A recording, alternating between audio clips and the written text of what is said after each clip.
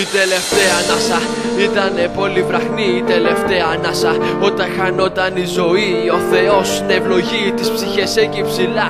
Να το ξέρετε, θα είμαστε μαζί πάλι ξανά. Όταν το κλάμα της μάνας ακούμπουσε την καρδιά, όταν το κλάμα της μάνας φώναζε για τα παιδιά, ο θάνατος φοβήθηκε και πήγε μακριά. Και η ζωή έκανε παρέα στη μοναξιά. Τέτοιες στιγμές ο λόγος είναι πλέον περιττός, ακόμη και ο φόβος γίνεται τώρα εχθρός.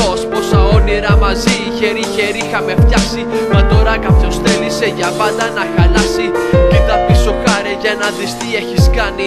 Βγάλε πια τη μάσκα σου και πέτα το δρεπάνι. Αυτή η δυστυχία που όλους κυριεύει, μακάρι το μυαλό σου για πάντα να θεριεύει.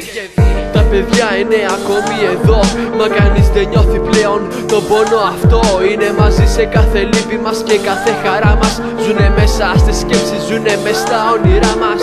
Μα τα παιδιά είναι ακόμη εδώ και κανείς δεν νιώθει πλέον τον πόνο αυτό. Είναι μαζί σε κάθε λύπη μας και κάθε χαρά μας. Ζουνε μέσα στη σκέψη τα όνειρά μας.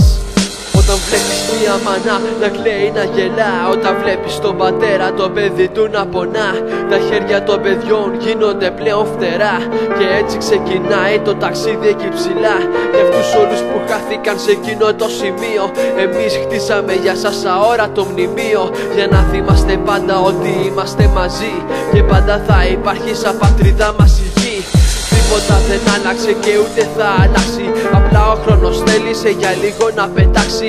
Θέλησε να κάνει πιο πολύ την αγωνία και να είναι δύσκολος ο αγώνας για ελευθερία.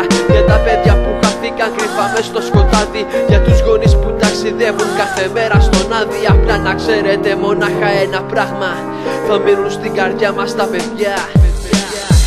Τα παιδιά είναι ακόμη εδώ, μα κανείς δεν νιώθει πλέον τον πόνο αυτό. Είναι μαζί σε κάθε λύπη μας και κάθε χαρά μας. Ζουνε μέσα στις σκέψεις, ζουνε μες στα όνειρά μας.